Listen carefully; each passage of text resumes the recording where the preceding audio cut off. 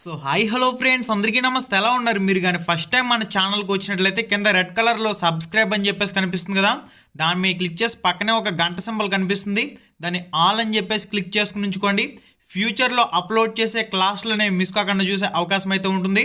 మరి ఇంకెందుకు ఆలస్యం, ఈ వీడియోలో మనకి టెట్లో సైకాలజీ నుంచి 30 ప్రశ్నలు 30 మార్కులు అయితే రావడం జరుగుతున్నాయి కదా. ఈ 30 ప్రశ్నలు 30 మార్కులు కవర్ అయ్యే విధంగా 30 టాపిక్లకు సంబంధించి ప్రశ్నలు అనేవి ఈ వీడియో ద్వారా మీకు అయితే అందించడం జరుగుతుంది. ఫ్రెండ్స్, నాదొక చిన్న రిక్వెస్ట్, నచ్చితే లైక్ చేయండి, మీ ఫ్రెండ్స్ అందరికీ షేర్ చేయండి. మొదటి ప్రశ్న చూడండి, సైకాలజీకి సంబంధించి. పిల్లలు వస్తువును పట్టుకోవటానికి మొదట చేతిని మొత్తం ఉపయోగించి తర్వాత చేతి వేళ్లతో వస్తువును పట్టుకోగలుగుతారు. ఇందులో ఇమిడి ఉన్న వికాస సూత్రం అని చెప్పేసి అడుగుతున్నారు. ఓకే, మరి దీనికి సంబంధించి సరైన సమాధానం ఏందయ్యా అంటే ఆప్షన్ 1లో చూడండి.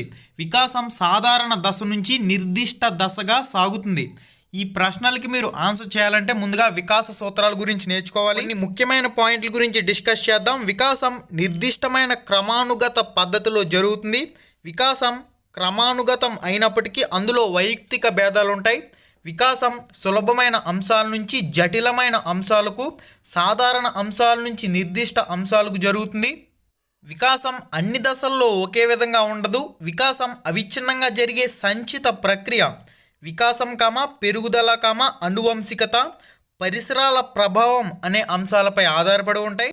వికాసం ఏకీకృతంగా జరుగుతుంది. వికాసం జీవితాంత ప్రక్రియ. ఇన్ని సూత్రాలు మీరు క్లియర్గా చదువుకున్నట్లయితే ప్రశ్న ఎంత క్లిష్టంగా అడిగినా ఈజీగా ఆన్సర్ చేయగలుగుతారు. ఇంకా వికాసానికి సంబంధించి కొన్ని ముఖ్యమైన నిర్వచనాల గురించి కూడా మీరైతే చదువుకోవాలి. వికాసం అంటే ఆకారాలు ప్రాకార్యాలు సమైక్యం చేసి విశదపరిచే క్లిష్ట ప్రక్రియను అండర్సన్ వికాసంగా పేర్కొన్నాడు. ఇంకొక ముఖ్యమైన నిర్వచనం గురించి చూద్దాం చూడండి. వికాసం గుణాత్మక పరిమాణాత్మక మార్పులను సూచిస్తుంది అని ఎవరు నిర్వచనం ఇచ్చారా అంటే ఎలిజబెత్ హర్లక్. ఈ విధంగా కూడా మీరు వికాసం సూత్రాలు, వికాసం నిర్వచనాలు కంప్లీట్గా చదువుకోవాలి. ఒక ప్రశ్న అనేది కవర్ అవుతుంది. మనకి రెండవ ప్రశ్న చూడండి. సాంఘిక వికాసానికి తొలిమెట్టైన ఆత్మభావన ప్రారంభమయ్యే దశ ఏంటని చెప్పేసి మనకి ప్రశ్న అయితే ఉంది. ఓకే, మరి దీనికి సంబంధించి సరైన సమాధానం ఏందయ్యా అంటే పూర్వ బాల్య దశ. ఓకే, పూర్వ బాల్య దశ ఆప్షన్ 3 రైట్ ఆన్సర్ అవుతుంది. మనకి తదుపరి ప్రశ్న మూడవ ప్రశ్న చూడండి. పిల్లల్లో మొట్టమొదట ఏర్పడే భావోద్రేకం ఏమిటి అని చెప్పేసి అడుగుతున్నారు. చాలా ఇంపార్టెంట్ ప్రశ్న, ముఖ్యమైన ప్రశ్న. ఉత్తేజం. ఓకే, పిల్లల్లో మొట్టమొదట ఏర్పడే భావోద్రేకం ఏంటంటే ఉత్తేజం. మనకి తదుపరి ప్రశ్న నాలుగవ ప్రశ్న స్క్రీన్ మీద కనిపిస్తుంది చూడండి. పిల్లవాడు పరిసరాలను తనకు అనుగుణంగా మార్చుకోవడం అనే సంజ్ఞానాత్మక ప్రక్రియ ఏంటని చెప్పేసి మనకు ప్రశ్న అయితే ఉంది. ఓకే, మరి దీనికి సంబంధించి సరైన సమాధానం చూసినట్లయితే సాంశీకరణం ఆప్షన్ 2 రైట్ ఆన్సర్ అవుతుంది. పిల్లవాడు పరిసరాలను తనకు అనుగుణంగా మార్చుకోవడం అనే సంజ్ఞానాత్మక ప్రక్రియ సాంశీకరణం. తదుపరి ప్రశ్న ఐదవ ప్రశ్న చూడండి. ఇతరులతో గల సంబంధాలు మరియు పుస్తకాలు కథలు నవలలు మొదలైనవి చదవడం ద్వారా పిల్లల్లో పెంపొందే ఆత్మభావన ఏంటని చెప్పేసి మనకు ప్రశ్న అయితే ఉంది. క్లియర్ అండ్ ఆప్షన్లు అయితే ఉన్నాయి. ఆదర్శ ఆత్మభావన, వాస్తవిక ఆత్మభావన, సార్వత్రిక ఆత్మభావన, అర్జిత ఆత్మభావన. కరెక్ట్ ఆన్సర్ ఆదర్శ ఆత్మభావన ఆప్షన్ 1 రైట్ ఆన్సర్ అవుతుంది. తదుపరి ప్రశ్న ఆరో ప్రశ్న చూడండి. నోమ్ చామ్స్కీ ప్రకారం ప్రతి వ్యక్తిలో ఉండే విభాగం ఏమిటి అని చెప్పేసి అడుగుతున్నారు. క్లియర్ అండ్ ఆప్షన్లు అయితే ఉన్నాయి. కరెక్ట్ ఆన్సర్ వచ్చేసరికి సార్వత్రిక భాషా విభాగం ఆప్షన్ 2 రైట్ ఆన్సర్ అవుతుంది. నోమ్ చోమ్స్కీ ప్రకారం ప్రతి వ్యక్తిలో ఉండే విభాగం అని చెప్పేసి అడిగారు. సార్వత్రిక భాషా విభాగం. ఓకే, ఆప్షన్ 2 రైట్ ఆన్సర్ అవుతుంది. తదుపరి ప్రశ్న ఏడవ ప్రశ్న చూడండి.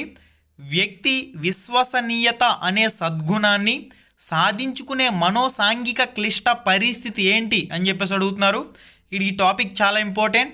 ఆప్షన్ 1 చూడండి. స్వయం ప్రతిపత్తి వర్సెస్ సందేహం ఆప్షన్ 2. సమగ్రత వర్సెస్ నిరాశ ఆప్షన్ 3. చొరవ వర్సెస్ అవరోధం ఆప్షన్ 4. పాత్రతా గుర్తింపు వర్సెస్ పాత్రతా సందిగ్ధం. కరెక్ట్ ఆన్సర్ ఏందయ్యా అంటే ఆప్షన్ 4 పాత్రతా గుర్తింపు వర్సెస్ పాత్రతా సందిగ్ధం ఆప్షన్ 4 రైట్ ఆన్సర్ అవుతుంది. ఫ్రెండ్స్, ఈ టాపిక్లో మనకి మెయిన్గా 6 పాయింట్లు ఉంటాయి. ఈ 6 పాయింట్లు మీరు చదువుకున్నట్లయితే ఒక మార్క్ అనేది ఈజీగా స్కోర్ చేయగలుగుతారు. తదుపరి ప్రశ్న 8వ ప్రశ్న స్క్రీన్ మీద చూడండి. క్రింది వాటిలో సమాధానాలు రాసే కాలాన్ని బట్టి ప్రజ్ఞా పరీక్షల వర్గీకరణ రకం అని చెప్పేసి అడిగారు. క్లియర్ అండ్ ఆప్షన్లు అయితే ఉన్నాయి. సరైన సమాధానం వచ్చేసరికి ఆప్షన్ 3లో చూడండి, శక్తి వేగ పరీక్షలు. ఈ టాపిక్ వచ్చేసరికి వైయక్తిక భేదాల నుంచి ప్రశ్న అది. తదుపరి ప్రశ్న 9వ ప్రశ్న చూడండి. ఒక పిల్లవాడు అమితమైన సిగ్గు కారణంగా తన తరగతి గదిలో విద్యార్థులతో సరిగా కలవలేకపోతున్నాడు. ఆ అబ్బాయి సమస్య ఏంటని చెప్పేసి మనకు ప్రశ్న అయితే ఉంది. క్లియర్ అండ్ ఆప్షన్లు అయితే ఉన్నాయి. శారీరక సమస్య, శారీరక రుగ్మత, మానసిక రుగ్మత. ఈ 3 ఆప్షన్లు కూడా ఒకే విధంగా ఉన్నాయి కాబట్టి ఇవన్నీ రాంగ్ ఆన్సర్లు అవుతాయి. ప్రవర్తన సమస్య రైట్ ఆన్సర్ ఆప్షన్ 4. తదుపరి ప్రశ్న 10వ ప్రశ్న చూడండి. ఈ టాపిక్ లేకుండా టెట్ కానివ్వండి, డిఎస్సి కానివ్వండి, టీఆర్టీ కానివ్వండి ఉండదు. గణితం విజ్ఞాన శాస్త్రాల పట్ల ఒకే రకమైన అభిరుచి కలిగిన బాలుడు 10వ తరగతిలో ఉత్తీర్ణత సాధించాడు. అతడు ఇంటర్లో ఎంపీసీ గ్రూప్ తీసుకోవాలా లేదా బైపీసీ గ్రూప్ తీసుకోవాలా ఎన్నుకోవడంలో సంఘర్షణ ఎదుర్కొంటున్నాడు. ఇతడికి 2 గ్రూపులంటే సమానమైన ప్రేమ ఉంది. ఇటు సందర్భంలో ఇతడు ఎదుర్కొనే సంఘర్షణ ఖచ్చితంగా ఉపగమ సంఘర్షణ అవుతుంది. ఎందుకయ్యా అంటే 2 ప్లస్లే కాబట్టి, 2 ఇష్టాలే కాబట్టి ఉపగమ సంఘర్షణ ఆప్షన్ 4 రైట్ ఆన్సర్ అవుతుంది. ఇదే ఉదాహరణని ఇంకొక రకంగా తీసుకుంటే, క్రికెట్ ఆడే ఆటగాడు ప్రాక్టీస్ చేయడం ఇష్టం లేదు, అలా అని చెప్పేసి ఓడిపోవడం కూడా ఇష్టం లేదు. ఇక్కడ 2 కూడా ఇష్టం లేని విషయాలే ఉన్నాయి కాబట్టి పరిహార సంఘర్షణ అవుతుంది. ఈ విధంగా మీరు ఎన్ని ఉదాహరణలైనా తయారు చేసుకోవచ్చు. తదుపరి ప్రశ్న 11వ ప్రశ్న చూడండి. క్రికెట్ మ్యాచ్లో మొదటి బంతికే అవుట్ అయిన సాగర్ కోపంతో తన బ్యాట్ను గట్టిగా పిచ్ కేసి కొట్టినాడు. ఇందులో ఉన్న రక్షక తంత్రం ఏంటని చెప్పేసి మనకు ప్రశ్న అయితే ఉంది. ఇక్కడ బ్యాట్ మీద తన కోపాన్ని ప్లేయర్ చూపించుకున్నాడు. ఏం చేశాడు? కోపాన్ని విస్థాపనం చేసుకున్నాడు. ఇటు సందర్భంలో ఆప్షన్ 2 విస్థాపనం రైట్ ఆన్సర్ అవుతుంది. ఇదే ఉదాహరణ ఇంకొక రకంగా తీసుకుందాం చూడండి. ఆఫీస్లో పై అధికారి క్రింది స్థాయి ఉద్యోగిని తిట్టినట్లయితే ఆ క్రింది స్థాయి ఉద్యోగి పై స్థాయి ఉద్యోగిని ఏమీ అనలేక ఇంటికి వచ్చి భార్యని ఫేట్మని కొట్టడం, భార్య మీద తన కోపాన్ని విస్థాపనం చేసుకోవడం, ఇది కూడా విస్థాపనం అవుతుంది.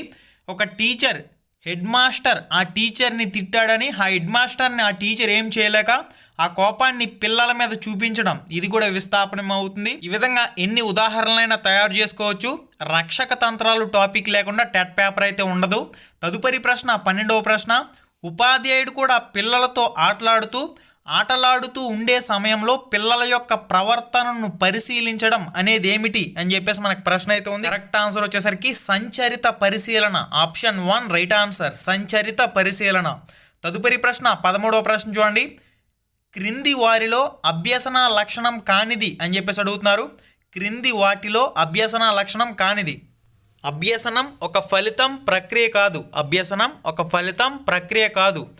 ఆప్షన్ 1 కానివ్వండి, ఆప్షన్ 2 కానివ్వండి, 2 కూడా రైట్ ఆన్సర్లు అవుతాయి. రెండింటిలో ఏ ఆప్షన్ మీరు ఎంచుకున్నా సరైన సమాధానం ఇచ్చినట్లు అవుతుంది. క్రింది వానిలో అభ్యసన లక్షణాలు ఏంటనేవి చూసినట్లయితే అభ్యసనం గమ్య నిర్దేశకమైంది, అభ్యసనం సార్వత్రికమైంది, అభ్యసనం ప్రయోజనాత్మకమైంది. తదుపరి ప్రశ్న 14వ ప్రశ్న చూడండి. సుమను పాఠశాలలో ఉపాధ్యాయుడు తీవ్రంగా దండించడంతో ఆమె అతనంటే భయపడుతుంది. అయితే ఆమెకు మిగతా ఉపాధ్యాయులంటే భయం లేదు. ఇది ఈ క్రింది రకానికి చెందిన ఉదాహరణగా చెప్పవచ్చు అని చెప్పేసి అడుగుతున్నారు. ఇక్కడ క్లియర్ 4 ఆప్షన్లు అయితే ఉన్నాయి. కరెక్ట్ ఆన్సర్ వచ్చేసరికి ఆప్షన్ 2 రైట్ ఆన్సర్ అవుతుంది. చూడండి, ఉద్దీపన విచక్షణ ఆప్షన్ 2 రైట్ ఆన్సర్ అవుతుంది. సుమను పాఠశాలలో ఒక ఉపాధ్యాయుడు తీవ్రంగా దండించడంతో ఆమె అతనంటే భయపడుతుంది, మిగిలిన ఉపాధ్యాయులంటే భయపడడం లేదు. ఓకే, ఉద్దీపన విచక్షణ ఆప్షన్ 2 రైట్ ఆన్సర్. తదుపరి ప్రశ్న 15వ ప్రశ్న చూడండి. వైగోట్స్కీ ప్రకారం క్రింది వారిలో దిగువ స్థాయి మానసిక ప్రక్రియ అని చెప్పేసి అడుగుతున్నారు. ప్రశ్నించడం ఆప్షన్ 1 రైట్ ఆన్సర్ అవుతుంది. వైగోట్స్కీ ప్రకారం క్రింది వాటిలో దిగువ స్థాయి మానసిక ప్రక్రియ అంటే ప్రశ్నించడం. తదుపరి ప్రశ్న 16వ ప్రశ్న చూడండి. బండూరా పునర్బలనాలను 3 రకాలుగా వర్గీకరించారు. ఈ వర్గీకరణకు చందనిది చందనిది అని చెప్పేసి అడుగుతున్నారు కాబట్టి మనకి సరైన సమాధానం వచ్చేసరికి ఆప్షన్ 4 అవుతుంది. చూడండి, నిరంతర పునర్బలనం ఆప్షన్ 4 రైట్ ఆన్సర్ అవుతుంది. తదుపరి ప్రశ్న 17వ ప్రశ్న. ఒక పరిస్థితికి ప్రతిస్పందనకు మధ్య అనువుగా మార్చుకోవటానికి వీలైన సమాధానాలు ఏర్పడినప్పుడు మిగతా అంశాలు సమానమైనప్పుడు ఆ సంధానం పటిష్టమవుతుంది అనేది డాష్ అని చెప్పేసి మనకు ప్రశ్న అయితే ఉంది. ఇక్కడ సరైన సమాధానం వచ్చేసరికి ఉపయోగిత నియమం. ఉపయోగిత నియమం ఆప్షన్ 1 కరెక్ట్ ఆన్సర్ అవుతుంది. ఒక పరిస్థితికి ప్రతిస్పందనకు మధ్య అనువుగా మార్చుకోవటానికి వీలైన సంధానం ఏర్పడినప్పుడు మిగతా అంశాలు సమానమైనప్పుడు ఆ సంధానం పటిష్టమవుతుంది అనేది మనకి సరైన సమాధానం ఉపయోగిత నియమం ఆప్షన్ 1 రైట్ ఆన్సర్ అవుతుంది.